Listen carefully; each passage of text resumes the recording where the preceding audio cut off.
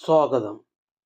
സംസ്ഥാനത്ത് നടപ്പിലാക്കി വരുന്ന സാമൂഹ്യക്ഷേമ പദ്ധതികളിൽ ഒന്നിലും ഗുണഭോക്താക്കൾ ആകാത്തവരും അന്ത്യോദയ അന്ന യോജനയിലും, അതായത് AAY മഞ്ഞ റേഷൻ കാർഡ്, മുൻഗണനാ വിഭാഗത്തിലും PHH പിങ്ക് റേഷൻ കാർഡ് ഉൾപ്പെടുന്നവരുമായ 35നും 60നും ഇടയിൽ പ്രായമുള്ള ട്രാൻസ് വുമൺ അടക്കമുള്ള സ്ത്രീകൾക്ക് 1000 രൂപ പ്രതിമാസ ധനസഹായം ഉറപ്പാക്കുന്ന സ്ത്രീ സുരക്ഷാ പദ്ധതി നടപ്പിലാക്കുന്നതിന് തത്വത്തിൽ അംഗീകാരം നൽകിയിട്ടുണ്ട്.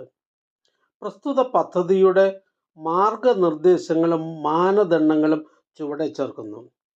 പൊതു മാനദണ്ഡങ്ങൾ: അപേക്ഷകർ മറ്റ് സാമൂഹ്യക്ഷേമ പദ്ധതികളിൽ ഒന്നും തന്നെ ഗുണഭോക്താക്കൾ ആകാത്തവരും അന്ത്യോദയ അന്ന യോജനയിലും, അതായത് AAY മഞ്ഞ കാർഡ്, മുൻഗണനാ വിഭാഗത്തിലും PHH പിങ്ക് കാർഡ് ഉൾപ്പെടുന്നവരുമായ 35 വയസ്സിനും 60 വയസ്സിനും ഇടയിൽ പ്രായമുള്ള ട്രാൻസ് വുമൺ അടക്കമുള്ള സ്ത്രീകൾ ആയിരിക്കേണ്ടതാണ്.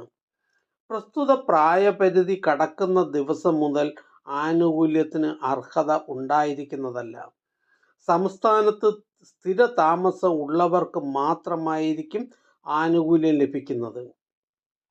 പ്രസ്തുത പദ്ധതിയുടെ പ്രതിമാസ ആനുകൂല്യം 1000 രൂപ ആയിരിക്കുന്നതാണ്.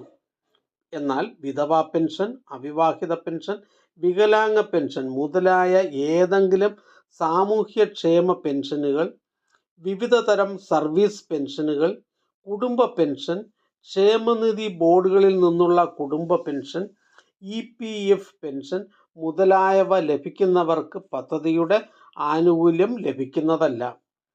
സംസ്ഥാനത്തിനകത്ത് നിന്ന് താമസം മാറുകയോ കേന്ദ്ര സംസ്ഥാന സർക്കാർ സർവീസ്, കേന്ദ്ര സംസ്ഥാന സർക്കാർ ഉടമസ്ഥതയിലുള്ള സ്ഥാപനങ്ങൾ, പദ്ധതികൾ, സർവകലാശാലകൾ, മറ്റു സ്വയം ഭരണ ഗ്രാന്റ് ഇൻ എയ്ഡ് സ്ഥാപനങ്ങൾ എന്നിവയിൽ സ്ഥിരമോ അല്ലെങ്കിൽ കരാർ നിയമനം ലഭിക്കുകയോ ചെയ്യുന്നതോടുകൂടി പ്രസ്തുത ആനുകൂല്യത്തിനുള്ള അർഹത ഇല്ലാതാകുന്നതാണ്.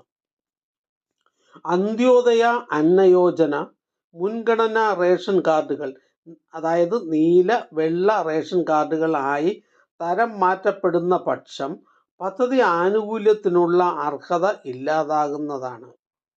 ഗുണഭോക്താവ് മരണപ്പെട്ടതിന് ശേഷമുള്ള ആനുകൂല്യത്തിന് അവകാശികൾക്ക് അർഹത ഉണ്ടായിരിക്കുന്നതല്ല.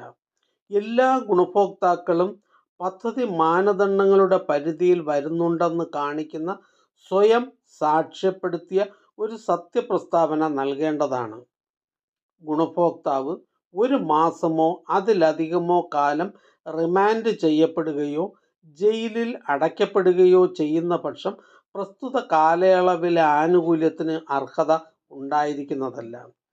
പ്രായം തെളിയിക്കുന്നതിനുള്ള രേഖയായി ജനന certificate, school certificate, driving licence, passport എന്നിവ ഉപയോഗിക്കാവുന്നതാണ്. ഇവയുടെ അഭാവത്തിൽ മാത്രം വയസ്സ് തെളിയിക്കുന്നതിന് മറ്റ് രേഖകളൊന്നും ലഭ്യമല്ല എന്നുള്ള അപേക്ഷകരുടെ സ്വയം സാക്ഷ്യപ്പെടുത്തിയ അപേക്ഷയുടെ അടിസ്ഥാനത്തിൽ ലഭിക്കുന്ന ഡോക്ടർ സർട്ടിഫിക്കറ്റ് പ്രായം തെളിയിക്കുന്നതിനുള്ള രേഖയായി ഉപയോഗിക്കാവുന്നതാണ്.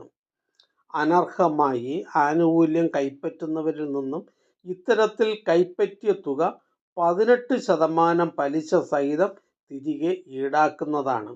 ഗുണഭോക്താക്കൾക്ക് ആധാർ അടിസ്ഥാനമാക്കിയുള്ള വാർഷിക മസ്റ്ററിംഗ് നിർബന്ധമായും ഉണ്ടായിരിക്കുന്നതാണ്.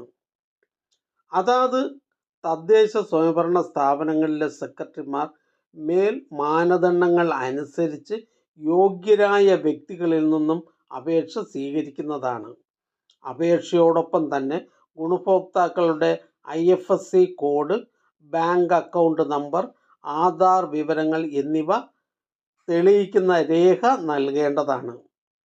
തദ്ദേശ സ്വയംഭരണ സ്ഥാപന സെക്രട്ടറിമാർ, അതായത് പഞ്ചായത്ത്, മുനിസിപ്പാലിറ്റി, കോർപ്പറേഷൻ സെക്രട്ടറിമാർ ലഭ്യമായ അപേക്ഷകൾ പരിശോധിച്ച് അയോഗ്യരായവരെ ഒഴിവാക്കുന്നതും യോഗ്യരായവരുടെ ഗുണഭോക്തൃ പട്ടിക തയ്യാറാക്കി തദ്ദേശ സ്വയംഭരണ വകുപ്പ് സെക്രട്ടറി മുഖേന കേരള സോഷ്യൽ സെക്യൂരിറ്റി പെൻഷൻ കമ്പനിക്ക് കൈമാറുന്നതുമാണ്.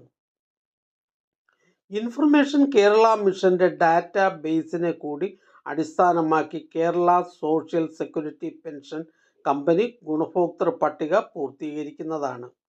പദ്ധതിയുടെ സുഗമമായ നടത്തിപ്പിനായി Kerala social security pension company information Kerala മിഷന്റെ സഹായത്തോടുകൂടി സേവന പോർട്ടലിൽ അനുയോജ്യമായ മോഡ്യൂൾ ഉൾപ്പെടുത്തുന്നതാണ്.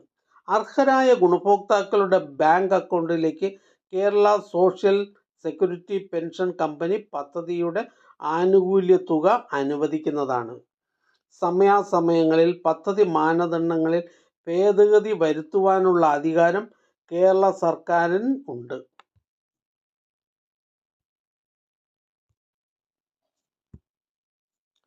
കെ-സ്മാർട്ടിൽ സ്ത്രീ സുരക്ഷാ സ്കീം പ്രകാരമുള്ള അപേക്ഷകൾ സമർപ്പിക്കുന്നതിനുള്ള സംവിധാനം നിലവിൽ വന്നിട്ടുണ്ട്.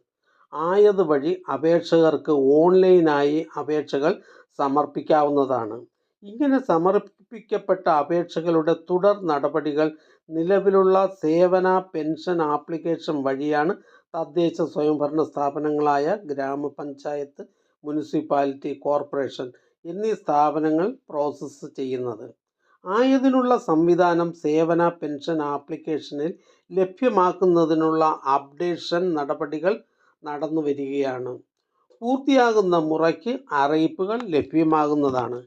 ഈ ചാനൽ നിങ്ങൾക്ക് ഉപകാരപ്രദമാണെന്ന് കരുതുന്നുണ്ടെങ്കിൽ ചാനൽ സബ്സ്ക്രൈബ് ചെയ്യുക, കൂട്ടുകാർക്കും ഷെയർ ചെയ്യുക. നമസ്കാരം.